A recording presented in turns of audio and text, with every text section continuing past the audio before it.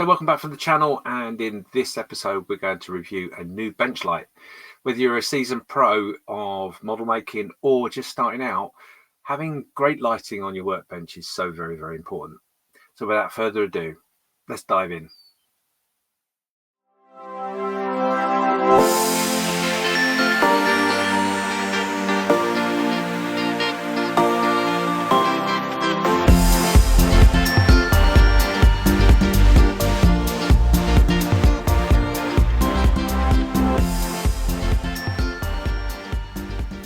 So here we are. This is the Bridge bench, foldable bench light from Craft Lighting that I picked up at the NEC a few weeks ago now.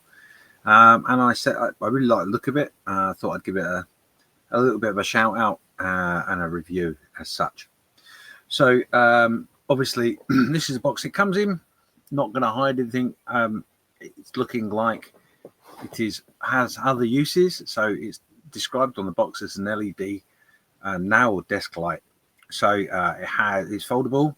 It has adjustable dimness, brightness, and color temperature, and it's quite spacious as well. So this is a really good product, which I'm really keen to show you. So without further ado, let me crack it open, shall we? This is the number that's on the box, LYX801. If we turn the box over, it gives you a few understandings of what you can actually do with it. So it's really good for nail art, for reading, eyelashes and tattoos. Now obviously I'm not going to do any of those as such.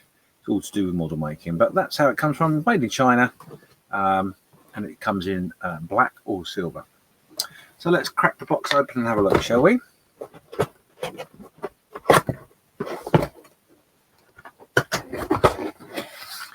So this is what you can expect to find in the box. You've got a little leaflet there from Craft Lighting. So it's www.craftlighting.co.uk.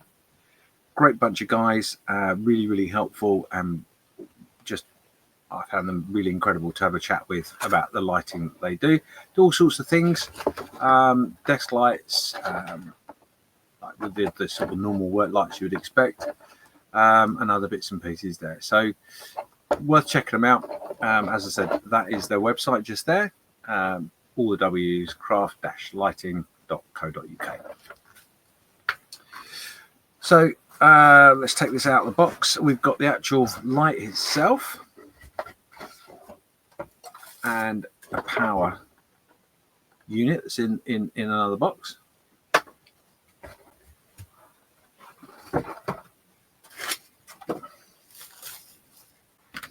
So this is, it comes packed. Obviously you can see by the elbows, I'm not going to get it all in one shot, not this particular shot anyway. So as you can see, it folds out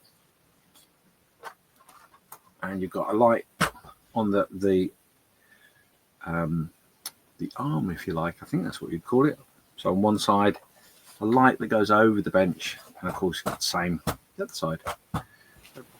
So as you can see, I have moved the camera so you could actually see it, because it's a very difficult thing to see. But as you can see, it's illuminated on the stand this side and the other side, and obviously underneath.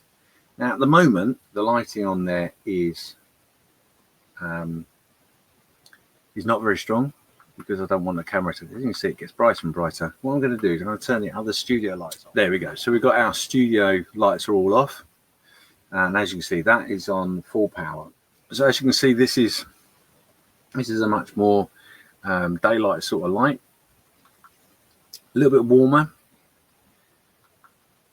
a lot warmer, as you can tell. Now the brightness side of it, that is like really quite low. That's as low as it goes. So if you were reading something and didn't want to strain your eyes too much, you've got just about enough light there to give you enough to work with. So that's one lamp up. I'm going to keep it on the really warm glow for now. What I'm going to do is move this just there just slightly, like that. And then I'm going to move it one more touch up. Obviously now we're at a point where, to be honest with you, I could probably work on a model, and it's not too bad, but it's quite a warm glow. So if you're working on something, you know, just putting pieces together, gluing pieces together, that's going to be more than ample light there for you, without a doubt. So setting 4, a little bit brighter, a little bit more, less strain on your eyes, if you like. And then we're going to go up another level. And now this is getting to a point where that's quite a lot of light there for you to work with on your bench. One more up again, still even lighter. But now, for me personally, we're at a point where obviously you can see the camera's whitening out a little bit there for you. And this is on a warm setting. So for me, that's a little bit too bright.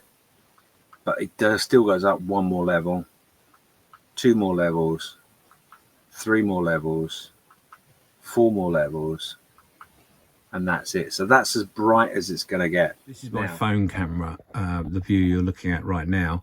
And as you can see, that's fully lit. That's full power. Okay. And then what we're going to do is I'm going to change the warmth. So that's now super bright. Okay. And that's the top setting. Now that's more than enough. And you can see my camera is struggling a little bit because it's such a powerful light. But for me to sit there and work on this piece, you know, that'll be fine. That will work for me quite nicely. But that's quite bright. The side lighting here, that's going to affect my eyes quite a bit. So I'm going to turn the power down a little bit more, a little bit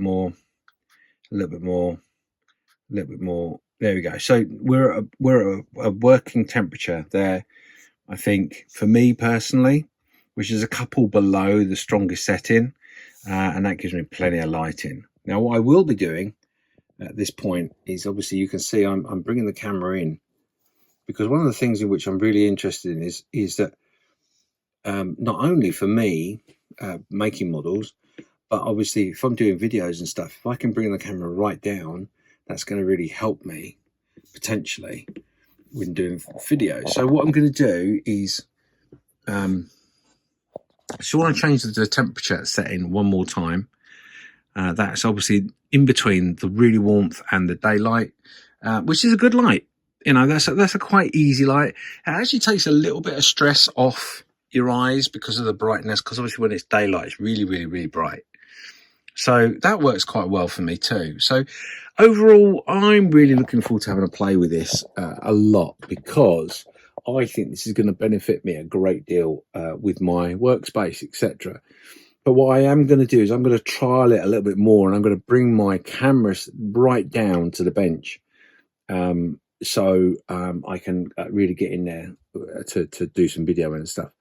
So when I'm going to be doing my next build series, which is coming out relatively soon, I'm going to really put this light through its paces. So this is perfect. It sits off the desk actually, which is just about where my chin is as I sit at the desk. So quite a reasonable height from the desk. It's not too high. Obviously you can get the bridge, the bridge oval lights, but I never quite like the way they look. This is obviously an oblong. I think it's going to work really, really well for me. And the great thing is obviously when I finish with it, I can just fold it up, pop it under the desk, and it doesn't take up loads of space. I'm going to put it through its paces over the next couple of months, and I think this is really going to work really well for me. It's going to take away a lot of the eye strain. It's going to bring the light right down, focused onto my workbench for me, and I can only see it being a positive thing. So thanks for watching. This is a review on the foldable bench light. Check it out.